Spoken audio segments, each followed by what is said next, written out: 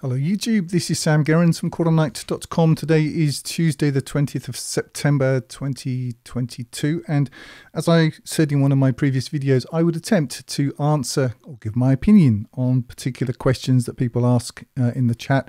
I don't read all of the comments. If you've ever had a YouTube channel, you know how it works. You can just search by keyword. So if you put the word question in, just sometimes I'll go through and search on that word and see if from the results I can spot anything which makes sense, is in the English language, and that I think I can offer an answer to. And I've got three here that I'm going to have a crack at. Now, these are my opinions. Somebody's asked me my opinion, so I'm going to give you my opinion. You know, make of it what you will. We're all grown ups. We have to come to our own views on things. But things I've been asked, this is what I think.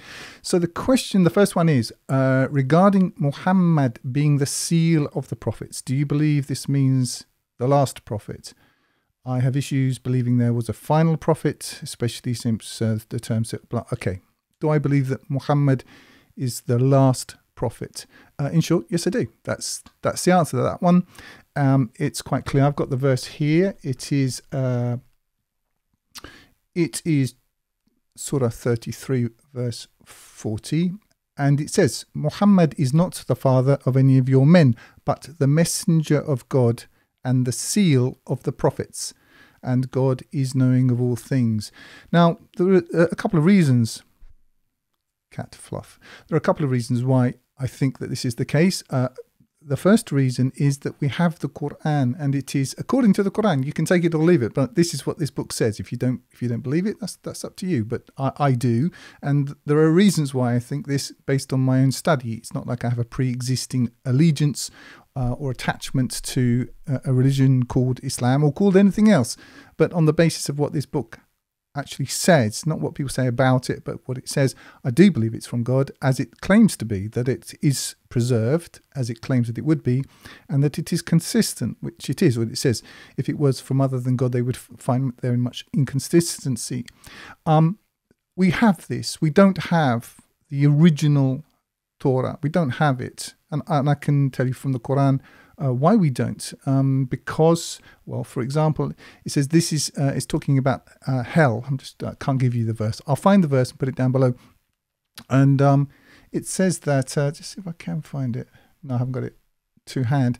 It says this is in the writings of Moses and of Abraham. Well, we don't have those. Certainly we don't have anything to do with hell. And in the writings of Moses that we've received, it's not there. So clearly this has been changed. If you read the book of Jeremiah, he's inveighing against the false scribes. And the Quran itself says that it's not only a confirmation of what went before, but that it is actually a control over it. So we have the Quran, which is preserved and complete, and we have these previous scriptures which are in various stages of disarray. Now, am I saying that somebody who follows the Hebrew scriptures in the condition that they're in and does so with a pure heart is somehow failing in his duty? I'm not claiming that. Am I claiming that somebody who follows the Christian scriptures in the same vein is necessarily, damned or something? No, I'm not saying that.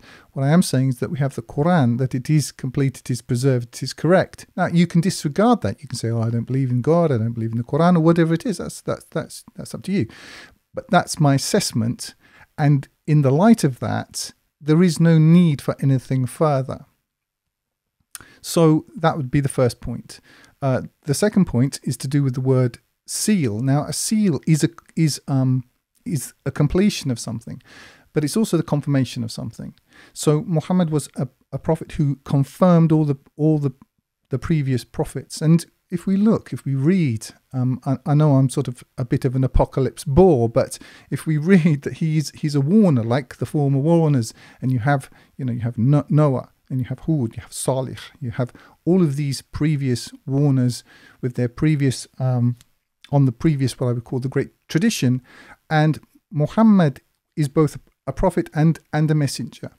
And moreover, not only is he a prophet, and I'm being clear here, the seal of the prophets, the last prophet, he's also a messenger. Some are messengers, some are prophets. Some are both. Some are men of sincerity. There are various categories within the Qur'an. It's quite an interesting study to unpick them. But Muhammad was both. But he, in my view, since you're asking my opinion, he was the seal of the prophets. He's the last prophet. Now, if you go to the religions called Islam, you'll find that there are various attachments, conclusions, assertions, in fact, which sort of hook themselves to this. Conclusions that you're led to understand or given to understand that you have to agree with. Mainly that you therefore have to follow this other body of stuff in order to follow the Prophet Muhammad. This stuff written down that he never saw. He never saw this. And in fact, he says on the Day of Judgment, my people have my people. He's talking about his own people. He's talking about the people amongst whom he lived and who claim to be the inheritors of this book, that they have abandoned the Qur'an. That's what it says. I mean, don't blame me. I didn't write this book. I'm just telling you what it says. And if you know this book, well, you already know that. So anyway, that's my answer. I don't think there's much to add to that as far as I can see. Next question. Let's pull the next one up. My question for you is, what do you think will be the ultimate end of the New World Order? Christians and hadithists think Isa will come back, Jesus will come back and lead the Muslims to victory and establish a temporary paradise. That might just be Christians, so easy to get eschatologies between both religions mixed up, because I study both, before one final battle and then Judgment Day. What do you think will happen? Well, I have read a certain amount of hadith-based eschatology, and it does seem to me, coming from a Christian background, and Christian backgrounds are as multiform and varied as are Islamic backgrounds, maybe even more so. Certainly in the Christian eschatologies, we have this idea of the gathering together to the... Well, first of all, we have the idea of the Antichrist, which is a bit of a moving target, actually. Is it a person? Is it a system? And then, of course, various churches have used this language to inveigh against each other. So typically the Protestants would hold the Catholics, and in particular the Pope, to be the Antichrist. I actually did just I'll see if I can come back to this subject, but I actually wrote an article once about all the ends of the world, all the times that people anticipated the end of the world, because you have to understand that if you read, I think it's the book of Matthew, Jesus says, and there shall be some standing here that shall not taste of death before the end be come. So people were understandably in expectation of an end at that time. It didn't come at that time, quite clearly, 2,000 years later, and we are where we are now. What the Islamic eschatology has is this idea of the Dajjal, which is a kind of a development of the same type of narrative. It's not in the Qur'an. It's not there. Don't find it. The Mahdi, the guided one, it's not in the Qur'an. It is a different narrative. I'm not saying you should or shouldn't accept it. I'm just saying that it isn't there. And as someone who comes from a Christian background, I am inured somewhat to the concept of people developing theologies and eschatologies later on. So do I believe, let's put it this way, do I believe in the existence of a Mahdi, some sort of righteous Muslim to come back and to put everything right and to overthrow, the evil Christians and the terrible Jews and all of this? No, I don't. I think it's made up. I think it's made up for political reasons. And the reason why I don't believe it is, even though I might find it quite attractive, possibly I would, but I don't see it. It's not in the Qur'an. It's not there. So that would be the first thing. I do think there was it seems to me there was an attempt at some time to kind of merge Christian or certain types of Christian eschatologies with developments in the Islamic world, and to see them really as the same sort of thing. And by the way, we are the Muslims and the Christians. We have a common enemy. So I think possibly there's an element of that. The Quran is quite clear. It says, it comes unexpectedly. in a moment. Just read the book. It tells you. They ask Muhammad when the end will come. He doesn't know. This is what I'm trying to say is this character of Muhammad in the Qur'an is a different personality to the one that one reads about in the hadith. It's a bit of an aside, but if you know, I happen to live in Russia, and Russians are always telling me about this. I mean, I'm English, as you can probably tell. They're always telling me about this country called England that they apparently know about. They know all about this country where everybody's a gentleman, and people walk around in bowler hats and wear smoking jackets and all of this, and have impeccable manners. And the English are in this story they've cooked up. The English are very the word they use is čoprný, which is sort of standoffish and conservative. That's what you're supposed to be if you're English. And they tell me about this country, and it sounds actually great. I'd love to go there. I've never seen this country. It's not the country that I grew up in. The country that I grew up in, I mean, it's a whole lot worse now, but it was pretty bad when I grew up in it in the 1970s, going to British comprehensive schools, which are basically concentration camps with a bit of grammar thrown in, where people are, it's all very cheek by jowl and pushy and shovey and kicky in the heady, that sort of thing. So when I hear about this country, I'm staggered, and I listen with great interest. And they tell me that because I'm English, I must be čoprný and conservative and so on. And I used to argue with it. I used to say, no, it's not like that. And I realised I'm fighting a losing battle, because they're absolutely certain that this is what this country is like, and it's totally pointless me trying to disabuse them of this idea that they've got. So now they say, oh, you're from England. I say, yeah, I'm čoprný. just work with it. That you can't fight this. So anyway, that was a bit of maybe a pointless aside. But what I'm trying to say is people get an idea fixed in their head, and there isn't an awful lot you can do. All I can do is read this book.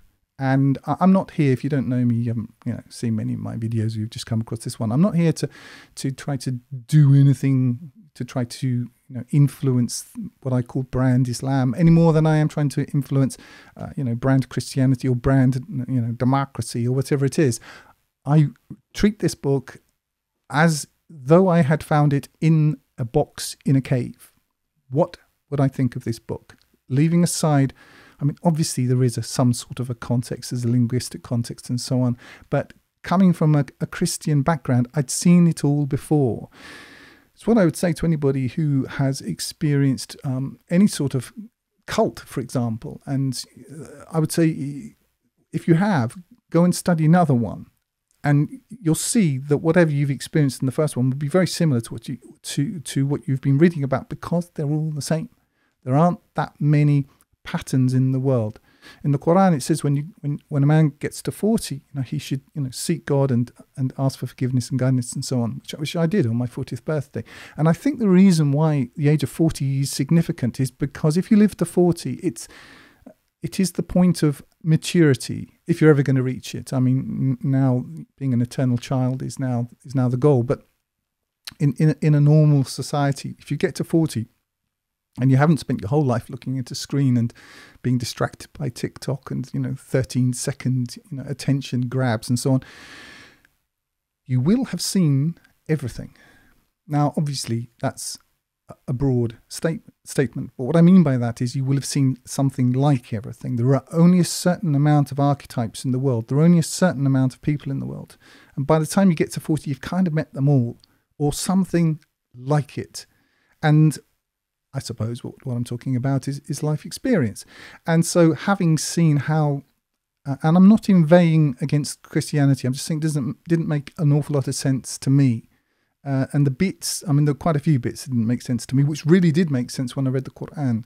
Not the religion, I'm talking about the actual book as a book.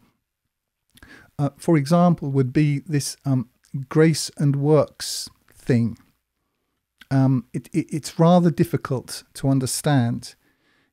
within the Christian narrative that apparently, at least in the way it's presented now, Jesus died for you, and therefore you should, on the basis of some sort of entry process, which not in Catholicism, but in the Protestant, some more Americanized versions of Protestant Christianity, is actuated by praying and asking Jesus to come into your heart. You see, which is nowhere problematically, it's not nowhere in the Bible. They do take half of a verse from the book of Revelation. Behold, I stand at the door and knock. If any man open the door, I will come in and sup with him and he with me. And then that's supposed to be, that's the basis, as far as I can work it out, for the salvation prayer. But this isn't in the book itself. It's just not there. And what's happened is it sort of develops into this whole other thing. So, and then you get to a point, well, okay, if this is a get out of jail free card, then what's stopping me from doing whatever I like? Well, there are works. If you read James, for example, who actually I like, the book of James, I still read the Bible on a regular basis. But if you take the book, there are works. You are supposed to do something. So is it grace or is it works? So by grace are we saved, and by faith, yet lest any man should, and not of works, lest any man should boast. However, it says like contradictory things. If you show me your faith, I'll show you my work. So which is it? And the problem is that really that this type of Christianity needs Jesus to be special. If he's not special, then what's different? Why are you not simply following Hebrew tradition? They need Jesus to be this special character. And what you end up with is basically you've got like a 3 square meter bed and a 2 square meter blanket, and they try to move it around, and you can cover about 2/3 of the bed at any one time, but you can't cover it all. Anyway, all that to say is that when I read the Qur'an for the first time, I had answers very, very quickly, just in the first few pages. It says, whoso believeth in God and the last day and does good deeds, he has his reward. It's not a sectarian position, whereas the Christian position is some of the Christian position is completely, I would say in some ways, it's the corollary, or maybe even the kernel, the cause to some degree, of Western exceptionalism, which is, I am the way, the truth, and the life. No man cometh unto the Father but by me. Which is, if you don't get with our plan, you're going to hell. And this is, it's not just that I don't like it, just don't think it's true, because it doesn't explain a whole load of other things. But you can see how this expresses itself in the way the West conducts itself in the world, which is, NATO is a sort of militarized version of precisely the same thing. Anyway, going back to the question, what do I think will be the ultimate end of the New World Order? I think that the New World Order, as we call it, is actually quite old. I think it's expressed itself all the way through history. I think if you want a really good example of it in the Qur'an, just read all of and there's quite a lot of it. In fact, there's more of that than of any other example, any other history in the Qur'an of Moses vis-a-vis Pharaoh. And the pharaonic system is, I think, the archetype, going back to what I was saying before, but when you get to 40, you've kind of seen everything. This is what we've really got. Now, I think the ultimate end of it is that it will be destroyed in a second by the hour, what the Qur'an calls the hour. That's what I think.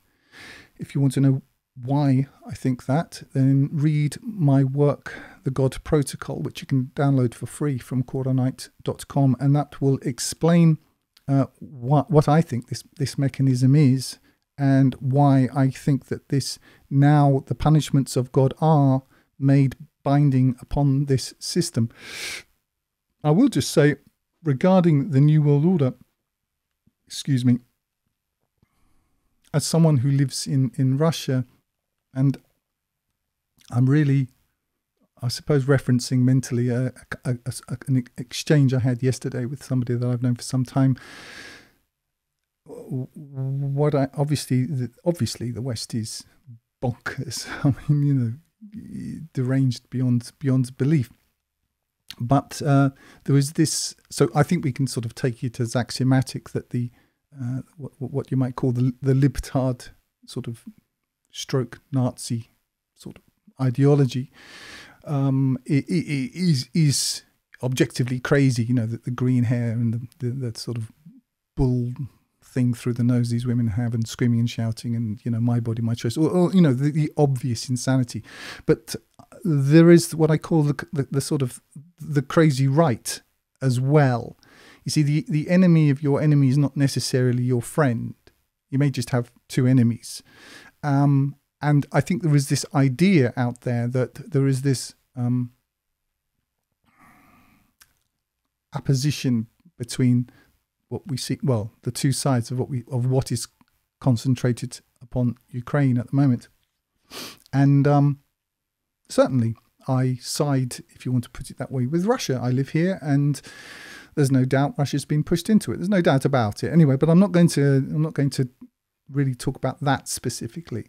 I think the idea is that somehow there's the New World Order, and then there's the Fair World Order. And I would love for that to be true, but I don't think it is true. And the reason why I don't think it's true is because they both sides of this equation basically believe the same thing. Going back to somebody I've mentioned a few times, Jacques Ellul, and I think it's his book, Propaganda, I think it's page 39, he says there are 4 basic postulates that are believed. And this really goes back to Marxism and before that even to Descartes and this. Anyway, leaving all that to one side, the first idea is that happiness, human happiness, is the ideal. This is the goal. This is the point and purpose of life. And really, this is Marxist. That you have no duty to anything other than yourself. That's the whole point. This is the sort of ideological kernel from which we get solipsism, this crazy selfishness, this relativity, all, you know, sort of moral relativism and all the rest of it. The next one would be progress. This idea that we're progressing, that history, the idea that history basically is the guide, not God, but history. Human history is this, and that it's developing. We started off as amoeba, which gets into the next point, which is evolution. And now it's resulted in you, someone who can go to, well, you used to be able to go if you live in Europe, to the shopping mall and spend money. You see, that's the apogee. That's where you've always been going. The third thing would be evolution, this idea that we evolved out of, well, fundamentally nothing. And the last one, which is kind of related to evolution, it's as it were, its metaphysical basis, although slightly in conflict with it, which is this idea of atomism, where everything just is because it is. There is no prime mover, there is no cause. Now, why am I mentioning all of this? The reason why I'm mentioning all of this is because this ideology is precisely what everyone in Russia believes.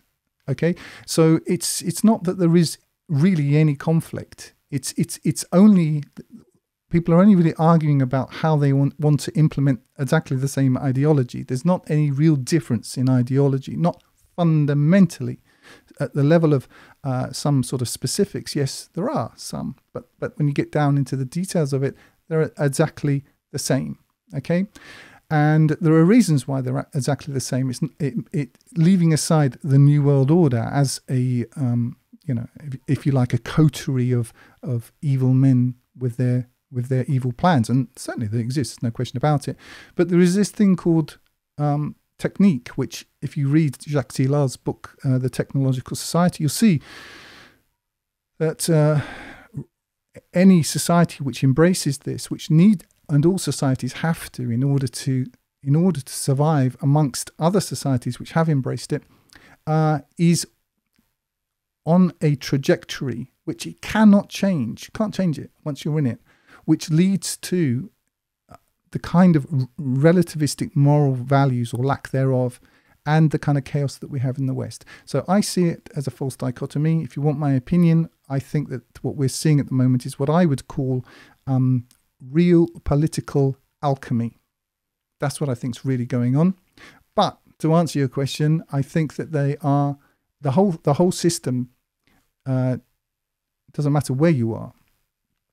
If your God is GDP, if you have no values other than democracy, which is an insane idea, and if you don't believe me, just go out and talk to an average voter for 20 minutes and tell me that you still believe in it, with the complete negation of quality and of what all cultures had, which was essentially a hierarchy of qualities. Doesn't matter where you go, whether you're in the Vedic culture, whether you're in the Islamic culture. I mean, they might try to hide it, but they certainly had it. They're losing it now because they're in technique. They have to play the democratic game. Or in medieval West, or if you go to the Roman societies or the Greek societies, there was a natural hierarchy, as a layering of society where people understood that they had a place. And actually it freed you.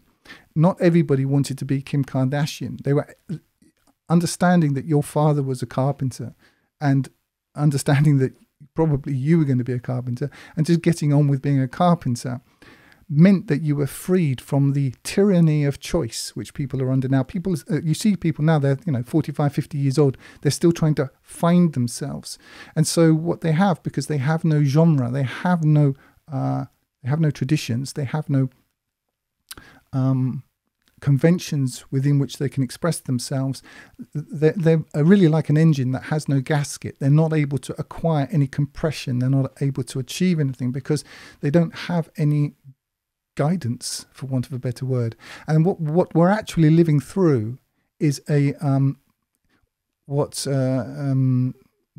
Julius Evola calls the involution of the castes. And what he means by that is that the collapse of the priesthood and the usurpation of that caste by the next sort of caste down, the kshatriyas, the warrior or knightly caste, leads to the collapse of that caste down to and where we are now is we're basically in the Sudra class. Where we are is a kind of plebeian tyranny of stupidity, and where it's a race to the bottom, and the way to win is to get there slightly slower than everywhere else. So Russia is slightly slower, India may be slightly slower, China might be slightly slower, but they're all plummeting to exactly the same point. And beneath this point of the lowest and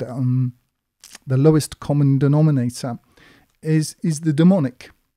And so, in my view, what we're doing is we're plummeting down to this point, and there's a point at which actually cataclysm becomes the least bad option. Things get that bad. And so, whilst we're given the narrative of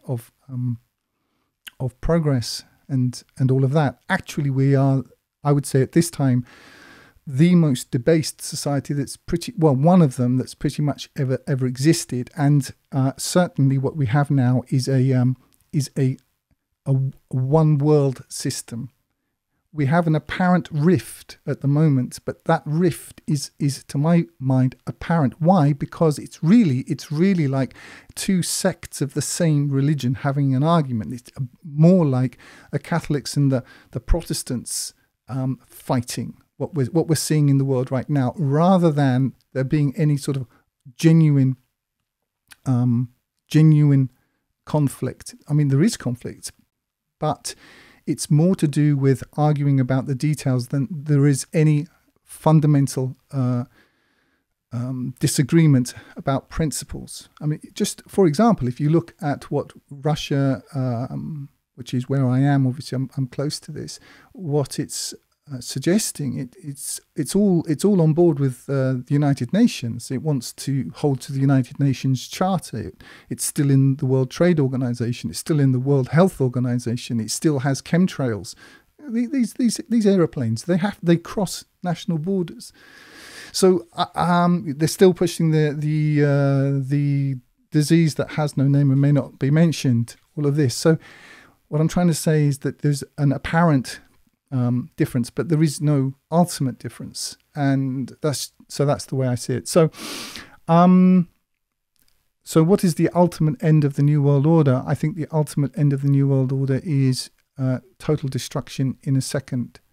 That's what I think, according to the Qur'an. This is what we're talking about. It says, in a moment, in the blink of an eye, and when they're not expecting it.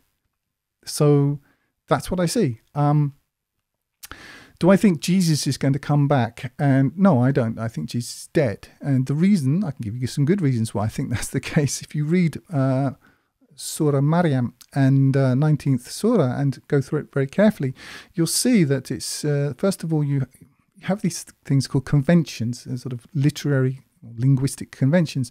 And you have Zachariah, who is the father of Yahya, who would be called John in the Christian nomenclature. And it's peace be upon him the day that he's born, the day that he dies, and the day that he rises up. He's raised up again. And Zachariah prays and asks God for a son to be a support to him. And then you go into each of 5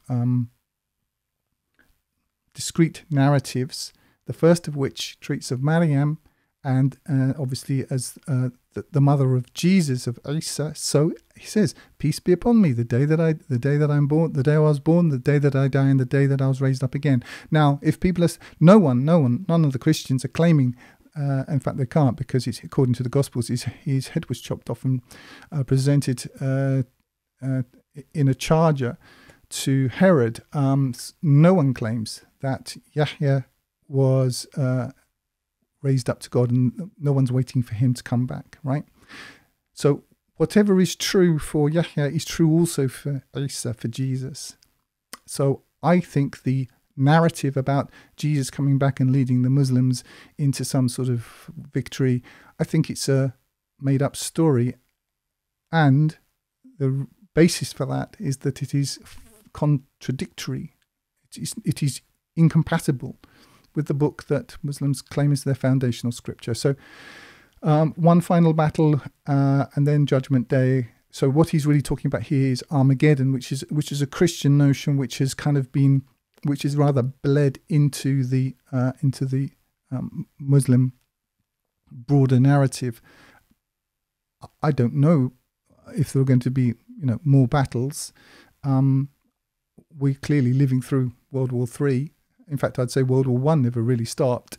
But I don't know. I don't know the answer to that, if there's going to be a final battle. But what I do know, according to the Qur'an, is that the end comes like that, and when they're not expecting it.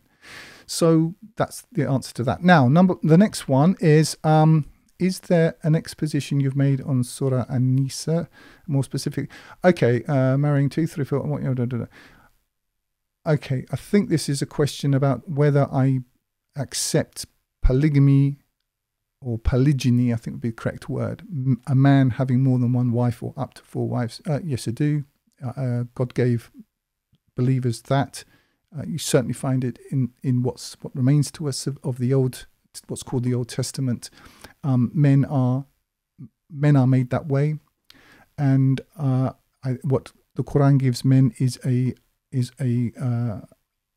framework within which that is possible. Do I think it's obligatory? Do I think everyone has to do it? No, I don't think that. I think that this is how we're made, and so yes, I do accept that it is a righteous way of living. I think that it's a fact that women are attracted to dominant, and I use this word, I don't use this in the kind of the popular sense, but men who know what they're about, who have a plan and who can provide. That's what that's how they're made. Men are not going to accept that from women, just how we're made. And I'm sure I'll get attacked for having being a sexist. I am a sexist. I see a difference in the sexes. If you don't, then enjoy your delusion. But I see what's obvious to me. It's clear that men and women are different. And going to the Quran, which is what we're really talking about, the Qur'an is very clear that the male is not like the female. We're made differently. I know this is a radical thing to say to at a time of almost universal deceit, to allude to George Orwell, but it's obvious. So does the Qur'an allow limited polygyny for believers? In fact, if you look at the context in there, it's not really talking to believers specifically. It's talking to mankind. So in the context, if you look at the closer context, certainly that's to do with war. But war's a fact of life. But in short, do I think that this is what it's allowing? Yes, I do. Am I sort of promoting it? No, I'm not. Am I saying everyone has to do it? No, I'm not. I'm sure I'll be misquoted and all the rest of it and hated for that. But I don't really care about that. The next one, what is the meaning of what the right hand possesses? And I get this quite a lot. And I think I don't really keep up with it, so I could be a bit wrong. But what I think is happening is I think that there's this modernized Muslim who kind of wants to hold to the Qur'an. I think I've attracted a certain amount of these sorts of people, but what they want it to somehow comport with their more recent indoctrination, which they've usually received in the West, or if they're not in the West, they've received sort of thanks to the George Soros Foundation, or whatever it is, or just watching TV and being weaponized on that basis. What one's right hand possesses are slaves. That's what it is. That's what it means. It's very simple. It's obvious. That's what it means. Now, it's to do with ownership. What the right hand possesses, what you own. In the Quran, we see that women can own slaves. Now, am I saying that slavery is a desirable thing, that if you're a believer, then therefore you believe in slavery? No, that's not what I'm saying. The Quran certainly, excuse me, deprecates it. It does not. It tends to away from slavery. Freeing a slave is a righteous act, you see, but it accepts that slavery exists. And it existed at the time of the revelation. It still exists today. It exists all over the place. It's a kind of one of those subjects that people get very emotional about. But it exists. I mean, there are children working today digging raw materials out of the ground in Africa, and who are slaves. There are people working in various construction projects all over the world who have their passports taken away from them, are attracted there, tempted there by offers of work and so on, who are effectively slaves. Slavery exists, and so you've got obvious slavery. You have less obvious slavery, which is wage slavery, and so on. Debt is a form of slavery. So, is the Quran promoting slavery? No, it's not. Does it exist? Yes, it does. When it exists, what do you do? Well, here you are. It's like war. War is a fact of life. And the Quran gives very clear directions on how one should approach war and so on. And people say, well, the Quran's promoting war. It's this book of war. It's this book of hate and war. Well, war exists. And what it's actually doing is giving some guidelines, hududullah, the kind of the borders, the boundaries of God within which one should operate. Is it promoting war? No, it's not. And there's plenty of war. The war in the Old Testament, the war in, people say, Hinduism is this nice pacific religion. Ever read the Bhagavad Gita? it's Sri Krishna talking with Arjuna, convincing him to fight his own relatives and kill them, because that is his. He's from the Kshatriya caste. He is a knight. This is his dharma. This is his duty. This is his ṣalāt. So war is a fact of life. So I mean, I think there are quite a lot of people, they would like to see in the Quran a narrative which has actually been cooked up to weaken them and to make them delusional, and they want me to agree with that. Well, I'm not going to. So there you are. Next one, last one. Yes. I've saved the best one. Well, the best one. I've saved this one till last. Does it say anything in the Qur'an about the duty that a mother and father have in terms of bringing up children? Now, I think this is the kind of the lead in. The real point of the question's coming up. My husband refuses to change nappies, and I was wondering if it covers that in the Qur'an. Now, I'm not going to name anybody who's given me these questions, but I think we can all get a fairly good sense of what's really going on here. To answer your question, is there anything about changing nappies in the Qur'an? Well, no, there isn't. The word nappy doesn't occur in the Qur'an anywhere. I was thinking about this morning. I was thinking, well, is there a kind of a scriptural hook anywhere to do with changing nappies? And I think there kind of is, but not in the Qur'an. If you read the Gospels, and it talks about Maryam, after giving birth to Jesus, that she wrapped him in swaddling clothes and laid him in a manger. So if you're looking for a scriptural, if you're asking me, can I find a scriptural allusion to nappies? Well, there you are. And that's a woman doing that. Now, what I really think is this is an expression of what I've just been talking about. That what people really want is they want to hear someone tell them what they want to hear in order to confirm their more recent upgrades, their more recent downloads, the more recent indoctrination that they've had. I'm not going to do that. If you're going to ask for my advice in this particular question, I would say buy a book written before 1965 on how to have a happy family, written for a woman, and read it carefully, and then try applying some of it and seeing if things don't improve.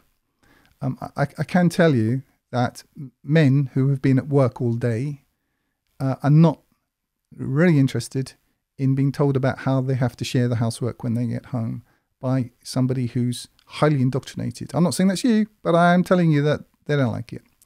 What you will find a higher likelihood of success will be in appreciating your husband and taking your own duties as a wife somewhat seriously. If you think that you can extract from the Qur'an some sort of support for an ideology which is very, very, very recent and well, not to put too fine a point on it, was designed to destroy families, family life and so on, and usurp the head of the family, who is the man, you're not going to find it. So I would just suggest having the moral fortitude just to walk away from it. You know, the Qur'an doesn't, in my view, this is my opinion, it doesn't submit to this sort of activity. It doesn't submit to the feminists trying to, extract something from it. This isn't what it says.